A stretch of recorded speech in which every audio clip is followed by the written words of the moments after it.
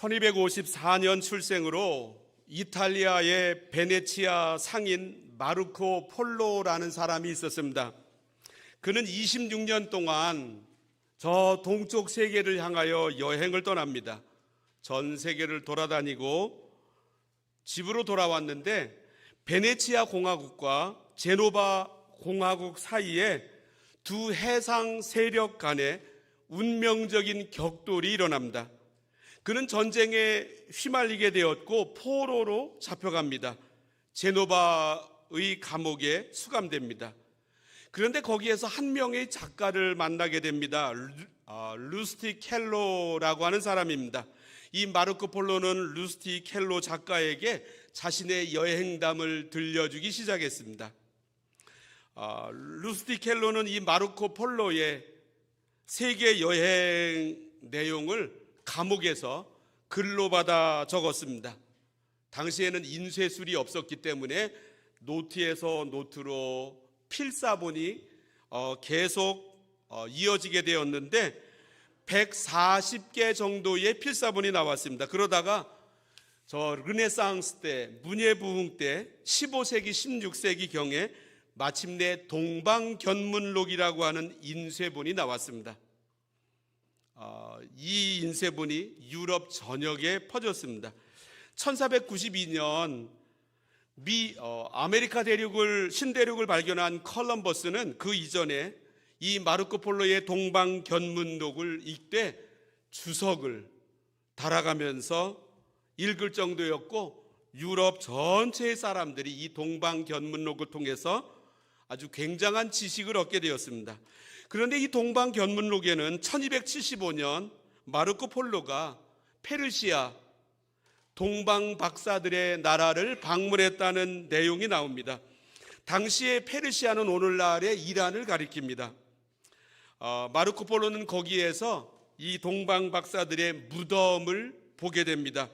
그 무덤에 비석에 문장들이 기록되어 있고 거기에는 그들이 어떻게 하여 예수님을 만나게 되었는지 그리고 그 이후에 그들의 삶에 어떤 변화가 나타났는지를 적어놓고 있습니다. 이것을 마르코 폴로가 동방견문록에 실어서 자세히 전해주고 있습니다. 이 세 명의 동방 박사 중에 한 첫째 박사는 발타자르라고 하는 정치학 박사였습니다. 그는 황금 상자를 예수님께 드리면서 왕 중의 왕이 되어 주십시오 라고 하는 고백과 함께 바쳤다라고 하는 내용이 그 비문에 적혀 있습니다. 두 번째 박사는 자스파라고 하는 사람이었습니다. 철학 박사였고 예언자의 빛이 나타나기를 기다리던 사람이었습니다. 그래서 진리로 인류를 다스려 주십시오 라고 하는 내용과 함께 유향을 바쳤다고 기록하고 있습니다. 세 번째 박사는 멜키올입니다. 의학 박사였는데 페르시아에서 제1 가는 의사였습니다. 몰약 항아리를 예수님께 바치면서 우리의 몸과 마음을 고치는 의사가 되어 주십시오라고 했다고 그 동방견문록에 비문을 인용하여 쓰고 있습니다. 그런데 그것만이 아니었습니다. 첫 번째 크리스마스가 있고 나서 33년 후 예수님께서 십자가에 달리셨다가 부활하셨을 때에 세 박사들의 내용, 그 대화의 내용도 그곳에 기록하고 있습니다. 첫째 박사는 나는 왕에게 바칠 선물로 황금을 가지고 갔지만 그 악의 앞에 드릴 때는 황금이 돌보다도 못하다는 것을 깨닫고 부끄러웠소 라는 이야기를 했습니다. 둘째 박사는 나는 예언자에게 바칠 선물로 인도산 유향을 들었지만 베들레헴의 아기께 경배할 때는 가장 값진 향유도 그 아기께는 한갓 풀냄새만도 못하다는 것을 발견했습니다 라고 했습니다. 고향으로 돌아온 베들레헴으로 가서 경배를 마치고 고향으로 돌아온 이 동방 박사들은 그동안 자신들이 섬겼던 조로아스터교를 버리고 예수님을 섬기기 시작했습니다. 그 이후로 동방 박사 무덤이 있는 곳에 교회가 세워지게 되었고 오늘날까지 그곳에 있습니다. 오늘날 이란의 저 서쪽 그리고 가장 북쪽 지역에 있는 우르미아라고 하는 곳입니다. 오늘은 성탄절에서 3일이 지난 날입니다. 예수님께서 탄생하시던 날 예상치 못했던 방문객 이 동방박사들이 베들레헴을 찾아왔습니다. 그들은 말합니다. 예루살렘을 먼저 찾아가서 유대인의 왕을 만나러 왔소. 유대인의 왕이 탄생한 소식이 별을 통하여 나타났소. 그분은 경배를 받으시기에 합당한 분이십니다. 이 별이 무슨 별이었길래 그들은 3가지 예물을 들고 전혀 모르는 길을, 먼 길을 우리로 계산한다면 최소한 1600km도 더 되는 험한 길을 헤치면서 3가지 예물을 들고 와 경배한 이유가 무엇입니까? 예수님 탄생보다 605년 전, 영어로 before Christ, BC 605년, 주전 기원전 605년, 예루살렘은 바벨론이라고 하는 신흥 국가의 침략에 의하여 멸망당합니다. 그때 수많은 이스라엘 백성들과 엘리트들이 바벨론의 포로로 끌려갔는데 그 중에 한 명이 소년 다니엘이었습니다. 이 다니엘은 페르시아 왕국에서 처음에 종으로 뽑혀 일하다가 한순간에 바벨론 총리의 자리까지 오르게 됩니다. 화면에서 다니엘서 2장 48절 말씀을 보겠습니다. 왕이 이에 다니엘을 높여 귀한 선물을 많이 주며 그를 세워 바벨론 온 지방을 다스리게 하며 또 바벨론 모든 지혜자의 어른을 삼았으며 그는 아주 수명이 길도록 장수했습니다. 시간이 한참 지나서 기원전 539년 페르시아에 의하여 바벨로니아가 멸망을 당합니다. 페르시아 신흥 국가에서도 이 다니엘은 높은 직위를 유지했습니다. 화면에서 다니엘서 6장 28절을 읽어보겠습니다. 이 다니엘이 다리오 왕의 시대와 바사는 페르시아를 가리킵니다. 바사 사람 고레스 왕의 시대에 형통하였더라. 바벨론 제국과 페르시아 제국을 거쳐오는 동안 그의 영향력은 대단했습니다. 우선은 총리 대신이었고 그의 지혜가 뛰어나서 박사들의 어른이 되었습니다. 여기에 나오는 오늘 본문에 나오는 박사들은 페르시아 제국의 왕의 자문관이었고 또한 천문학자이기도 했습니다. 이들은 다니엘의 영향 아래에서 구약 성경을 공부하기 시작했습니다. 이 연구를 통하여 페르시아의 여러 박사들은 구약 성경에 예언한 메시아가 예수 그리스도가 오신다라고 하는 성경적 지식을 갖추게 되었고 큰 기대를 또한 하게 되었습니다. 구약 성경에는 장차 오실 예수님을 별로 표현한 곳이 있습니다. 민수기 24장을 읽어보겠습니다. 민수기 24장 17절 내가 그를 보아도 이때의 일이 아니며 내가 그를 바라보아도 가까운 일이 아니로다 한 별이 야곱에게서 나오며 이 말씀은 바로 장차 오실 예수님이라고 하는 뜻이고 별의 모습으로 그리고 있습니다. 예수님도 스스로 별이라고 화면에는 없지만 요한계시록 22장에도 나는 다윗의 뿌리요 자손이니 곧 광명한 새벽별이라 말씀하고 있습니다. 오늘 본문에 나오는 이 동방박사들은 하늘의 별을 연구했습니다.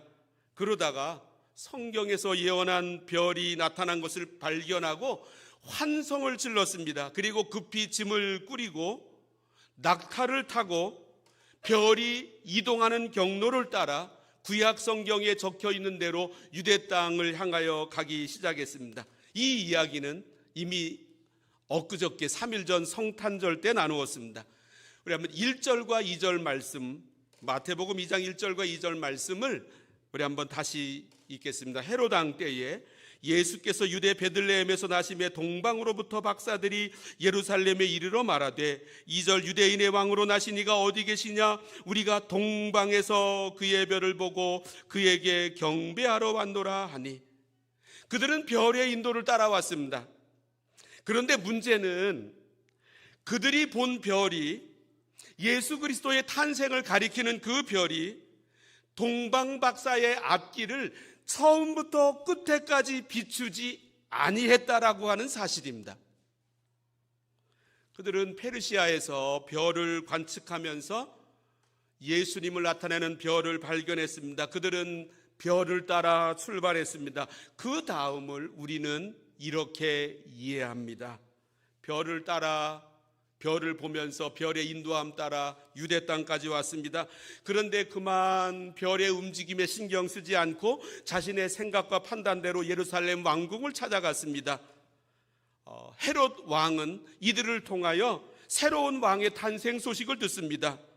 그리고 왕은 동방박사들에게 메시아가 베들레헴에서 탄생한다고 말해줍니다.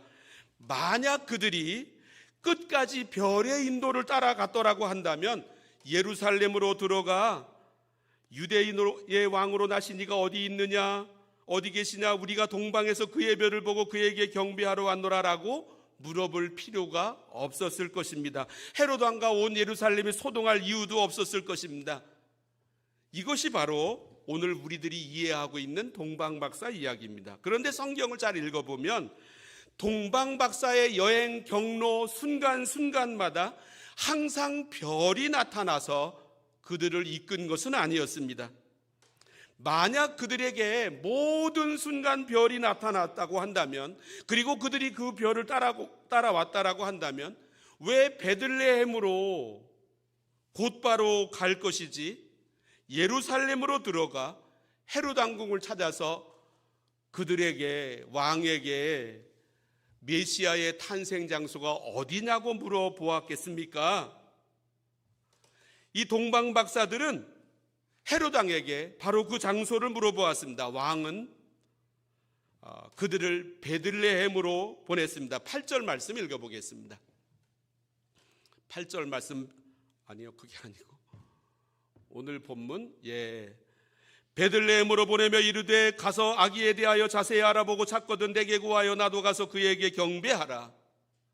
어디에서 메시아가 태어나기로 되어 있느냐라고 물으니까 헤롯 왕은 대제사장들과 서기관들에게 물어본 다음에 그곳이 베들레헴이라고 하는 예언의 사실을 발견하게 되고 동방박사들에게 가르쳐 줍니다. 동방박사들은 헤롯 왕궁에서 나왔습니다. 헤롯의 말을 따라 베들레헴으로 향하는 길을 향하여 발걸음을 내어디뎠습니다. 그런데 바로 그때 문득 동방에서 보았던 그 별이 다시 그들 앞에 나타났습니다. 9절 말씀,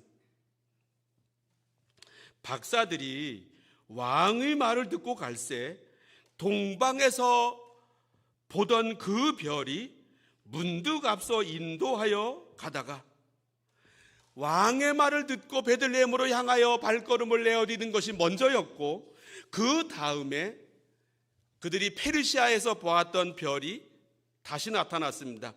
그들은 왕의 말을 듣고 베들레헴으로 발걸음을 옮겼지만 먼저 별을 보고 그 방향으로 간 것은 아니었습니다. 일단 베들레헴으로 발걸음을 내어딛자 전에 그들에게 보였던 별이 다시 그들에게 나타났습니다. 다시 말하면 메시아를 가리키는 이 별이 페르시아 동방박사들의 그들의 살던 곳에서 지금까지 매 순간 나타나며 인도한 것이 아니었습니다.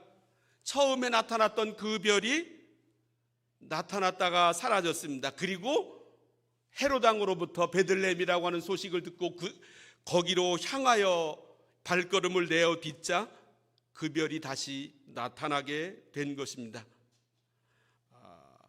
만약 하나님께서 그들에게 항상 별을 보여주시면서 그 별을 따라가게 하셨다라고 한다면 그들은 굳이 예루살렘으로 들어갈 이유가 없으셨을 것입니다.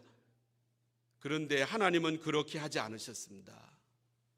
왜 하나님은 이 동방박사들, 메시아를 향하여 1600km 이상을 그 사막지대를 온 이 동방박사들이 편안하게 베들레헴에 도착하도록 인도하지 않으시고 중간에 이러한 일들을 통과하도록 만드셨습니까?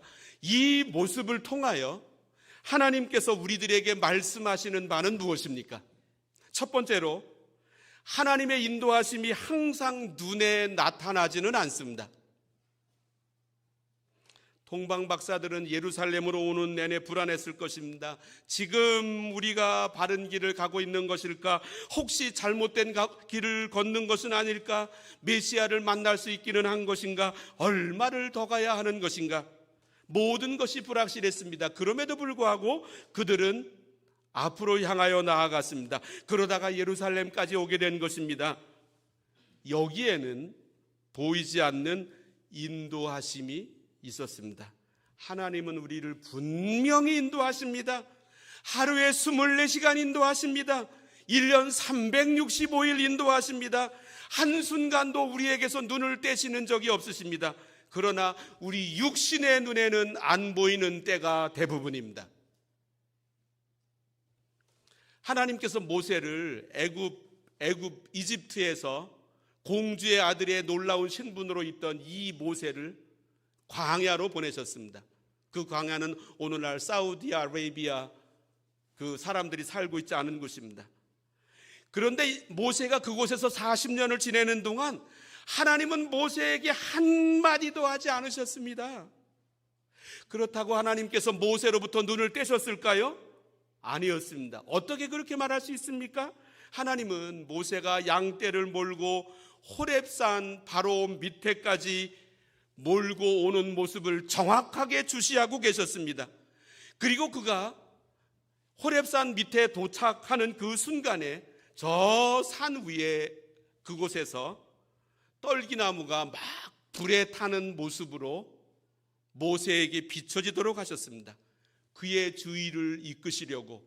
도대체 왜 이런 일이 일어났는지 지난 40년간 없었는데, 그래서 그로 하여금 그곳에 올라오도록 하시기 위하여 바로 그 때를 맞추어서 떨기나무에 불꽃이 일어나게 하셨습니다. 이것만 보아도 하나님께서 모세로부터 눈을 뗀 순간이 한 번도 없으셨음을 우리는 알 수 있습니다.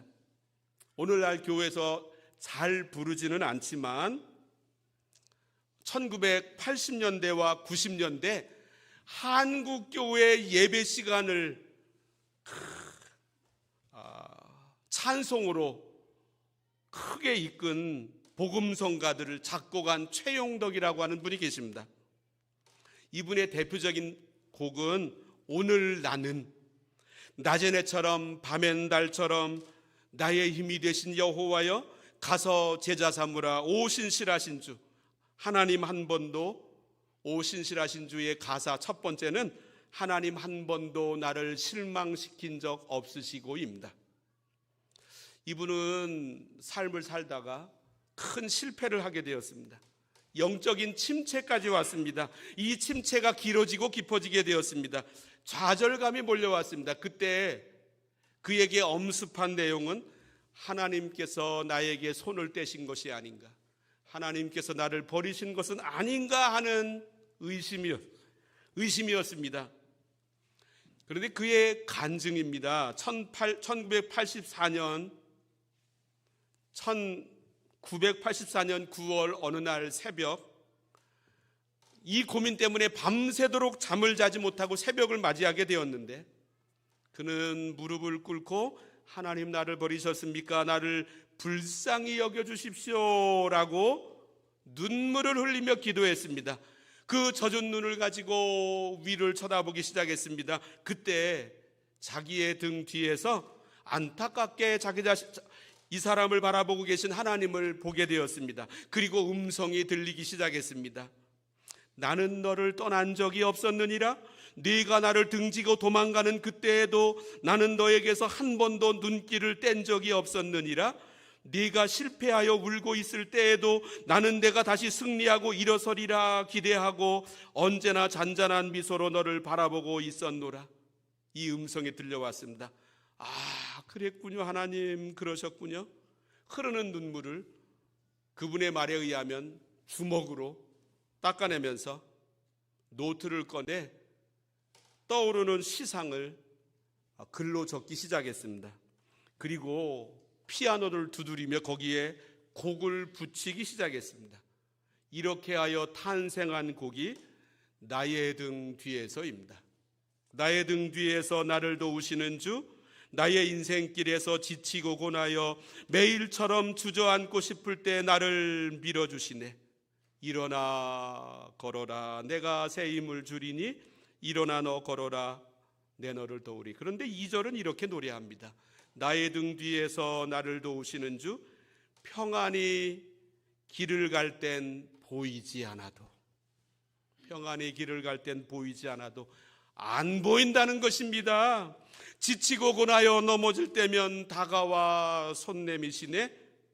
나의 등 뒤에서 나를 도우시는 주, 때때로 뒤돌아보면 안 계신 것 같아서 뒤돌아보면 여전히 계신 주, 잔잔한 미소로 바라보시며 나를 재촉하시네. 하나님의 인도하심이 내 육신의 눈에 항상 보이는 것은 아니라고 하는 말씀입니다. 하나님께서 항상 내 눈에 나타나지 않으시는 이유는 나를 버리셔서가 아닙니다. 두 번째로, 우리를 기르시려고 항상 눈에 나타나지는 않으십니다. 애굽에서 이스라엘을 꺼내신 하나님께서 가나안으로 가는 광야 내내 구름 기둥과 불 기둥으로 인도하셨습니다. 애굽을 떠나 가나안으로 들어가기까지 40년 동안 구름 기둥과 불 기둥은 이스라엘을 떠난 적이 한 번도 없었습니다.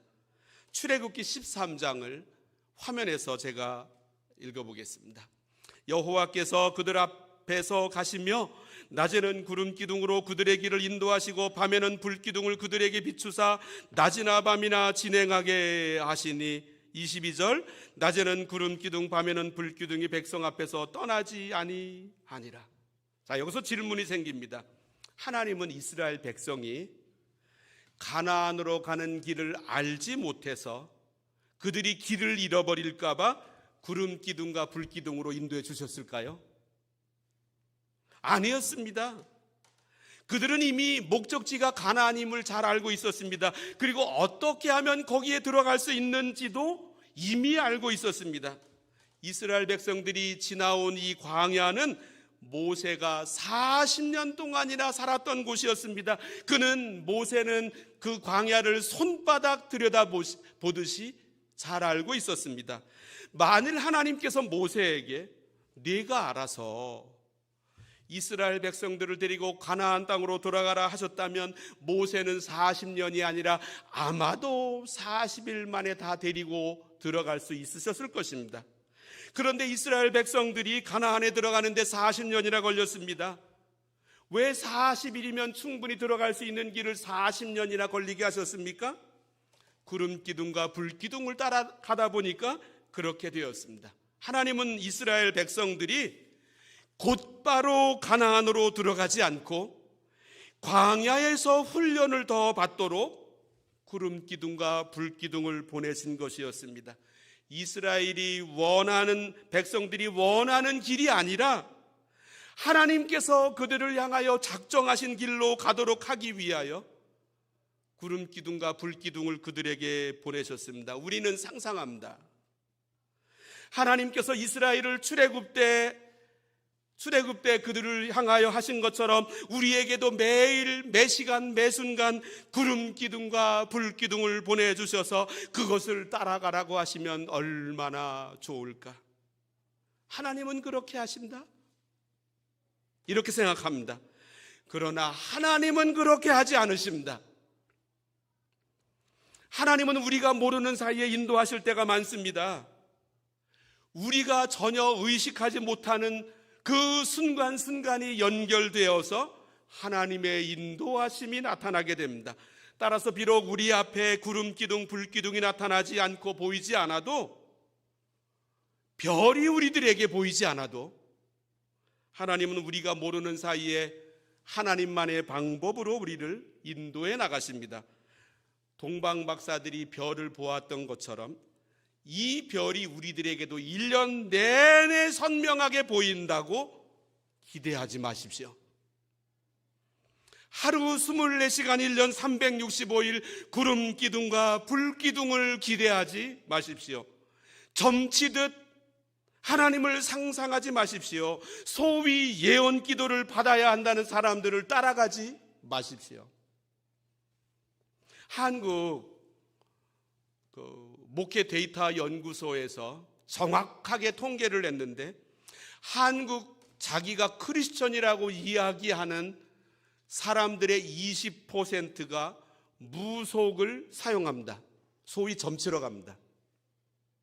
정확한 통계입니다. 교회 예배 생활하고 직분도 받은 사람들의 20%가 점치러 갑니다. 불안하기 때문에 좀 미래의 일들을 확실히 알고 싶어서 점집을 찾아다닙니다. 그래서 한국에는 목회자의 숫자보다 무속인의 숫자가 더 많습니다. 전국의 무속인의 숫자가 약 50만 명이 된다고 합니다. 그러나 우리가 하나님을 믿고 앞으로 나아가면 마침내 가나안으로 들어가게 될 것입니다. 하나님께서 아브라함을 부르셨습니다. 너는 너의 고향과 친척과 아버지의 집을 떠나 내가 내게 보여줄 땅으로 가라. 그는 75세의 나이였지만 말씀을 따라 발걸음을 내어 디뎠습니다.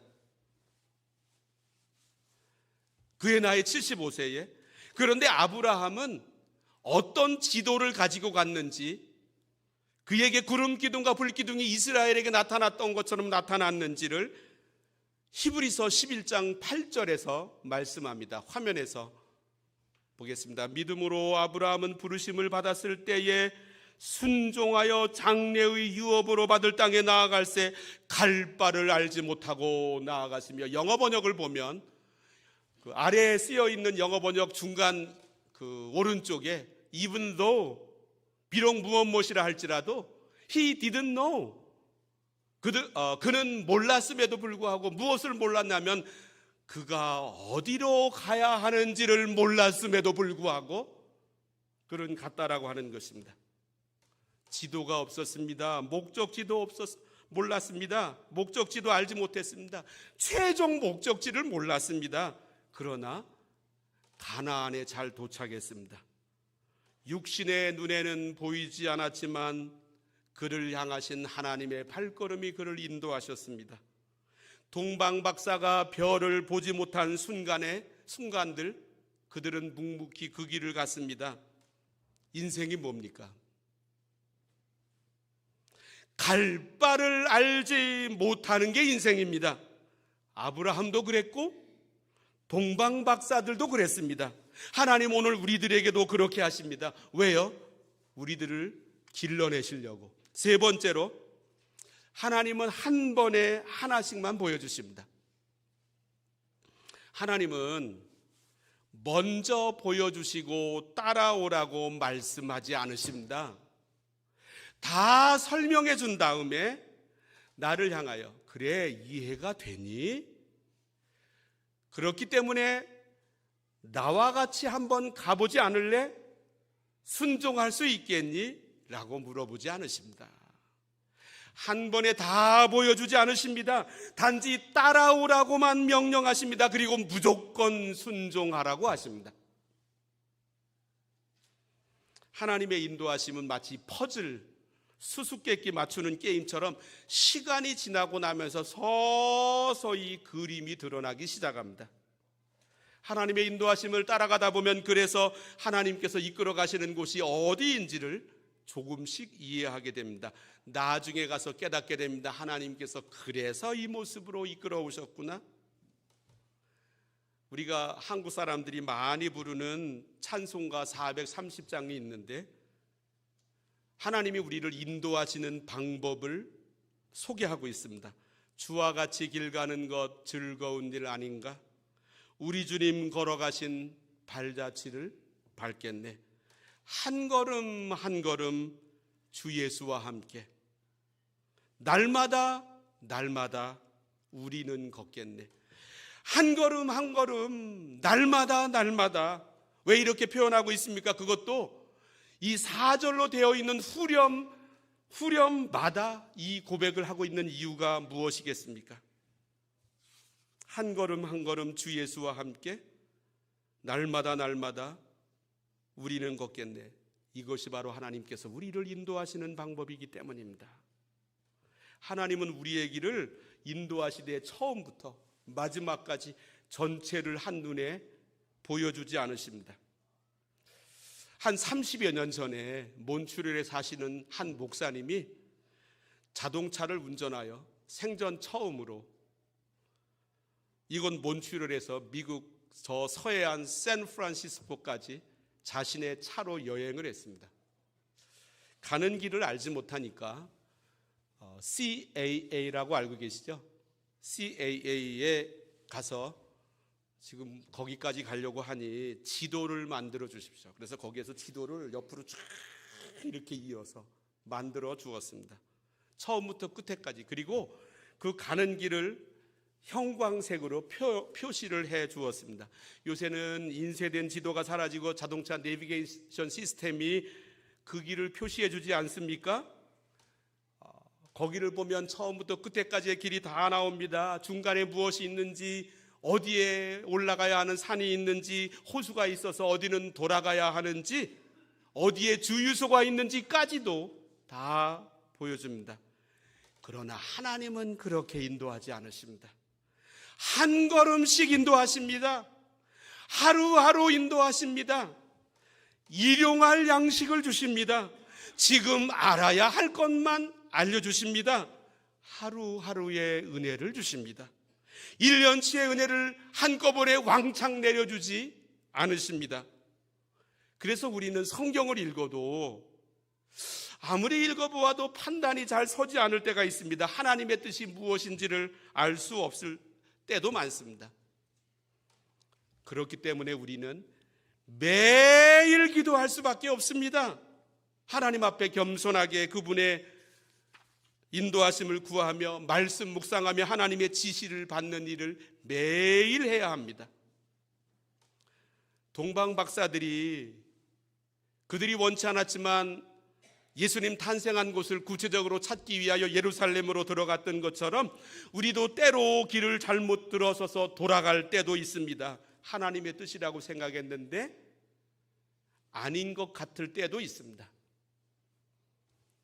아브라함은 하란을 떠나서 가나안 땅으로 들어왔는데 오자마자 기근이었습니다. 이런 일이 어디에 있습니까? 하나님이 이끄셨는데.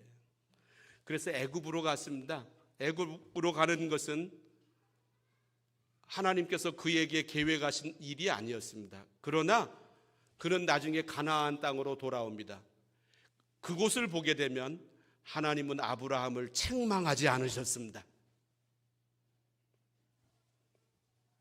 우리가 가는 길, 우리의 내일, 우리의 미래 불확실한 건 많습니다.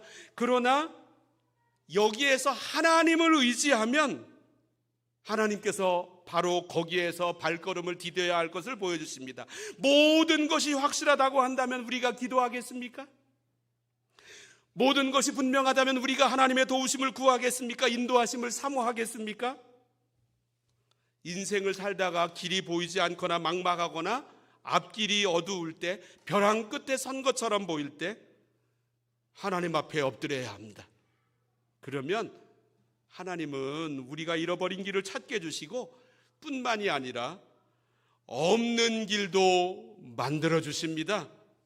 그러면 동방 박사들이 별을 다시 발견했을 때의 기쁨, 그리고 그 별을 따라갔을 때 예수님을 만나게 되었던 그 기쁨, 오늘 그 기쁨을 우리도 누리게 해 주실 것입니다. 기도하십니다. 하나님,